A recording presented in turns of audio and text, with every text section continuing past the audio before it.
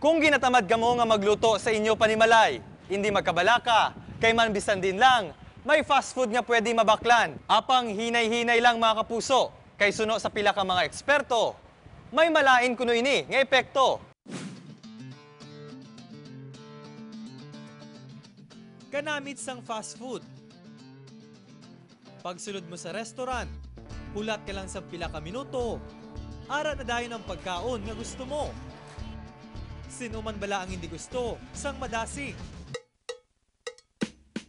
Patience is a virtue, pero daw hindi na kuno ina subong uso.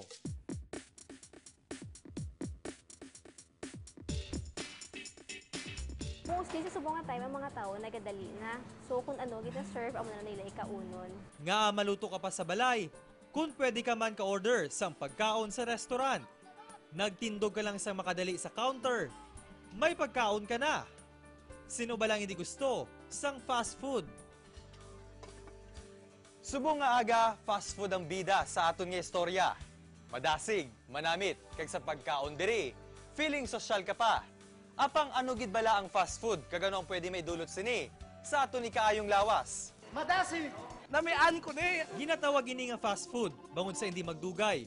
Ang imo pagkaon, ara dayon. Kung aton pagid ilihigay nun, fast food, madasig nga pagkaon. Madasig nga pagpreparar sang pagkaon. Usually, ang mga foods na gina-serve sa fast food, usually high in fat, high in cholesterol, and high in sugar. At the same time, high in salt. Sa kadamuon sang restaurant subong, madamo nang pwede pilian sang tawo. Maski diin ka sa syudad, may fast food. Fast food dire.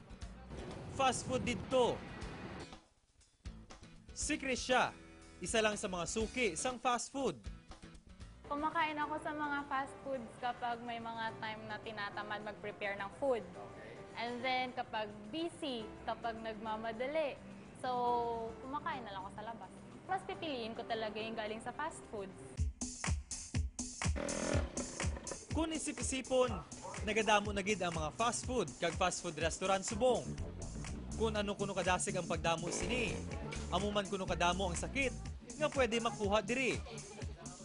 Diabetes, hypertension, cardiovascular diseases like your stroke and heart attack. Aton isa-isahon ang masami nga mga panakot sang pagkaon nga kung tawgon, fast food. Mga kemikal kag ang epekto sini sa aton lawas.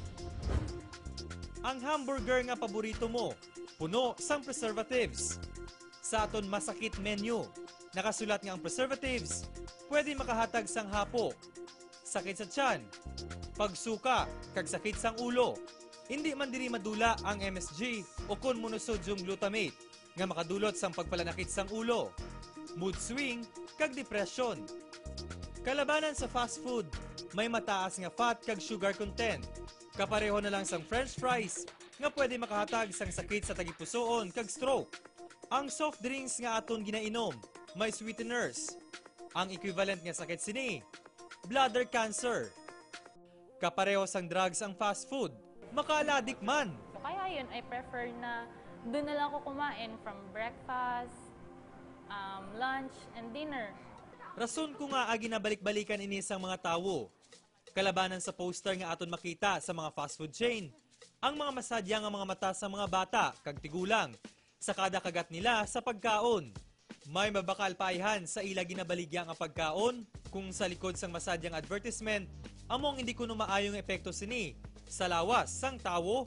Bad siya pag too much.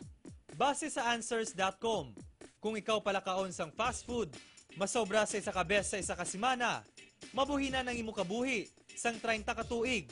Pero may mga pagkaon man nga ara sa fast food. Kaya kung kabalo lang kita mag-check, kay kung ginapanumduman natin before kita mag-order, may mga ara man kita mga nutritious nga mga food subong nga gina-serve sa atong mga fast food. Nangin kabahin na gid man siguro sa kultura sa mga Pinoy ang fast food.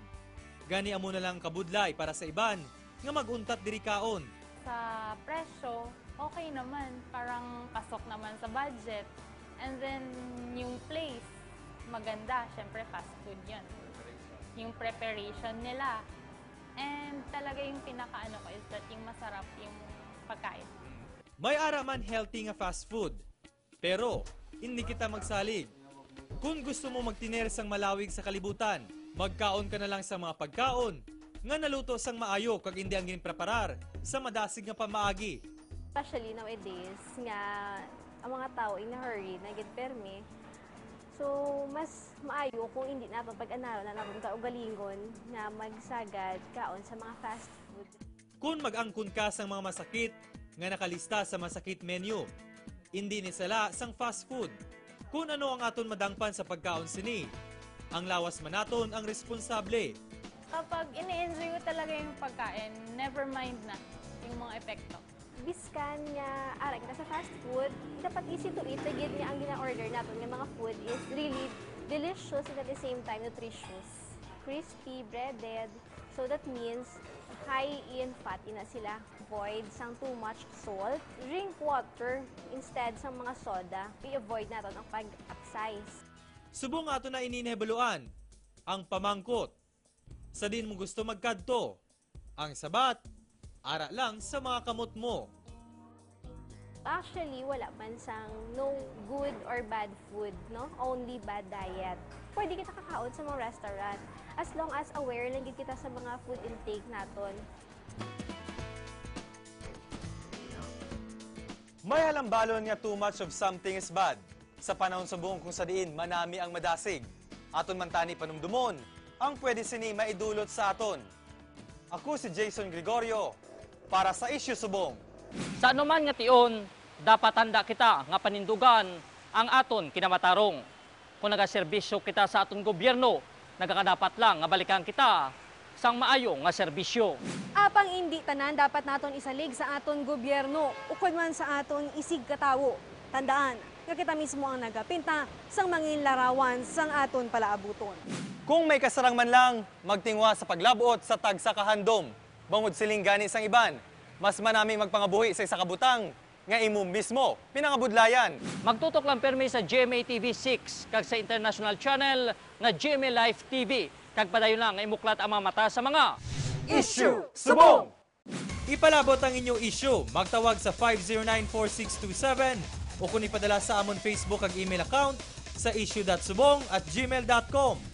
Mga kapuso, tuwing Sabado ng umaga, huwag kalimutang manood ng Issue Subong. Imuklat ang mata sa mga issue. Subong!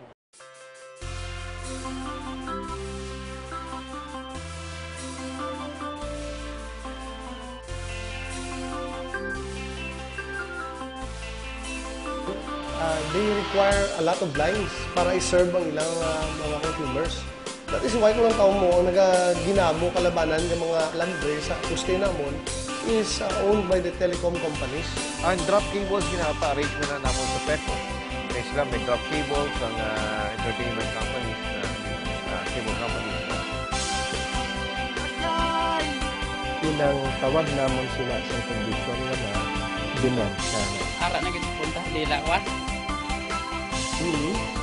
Kag sa nawala na kung during the judicial times ng una sa natin na President sa una, President Marcos pa.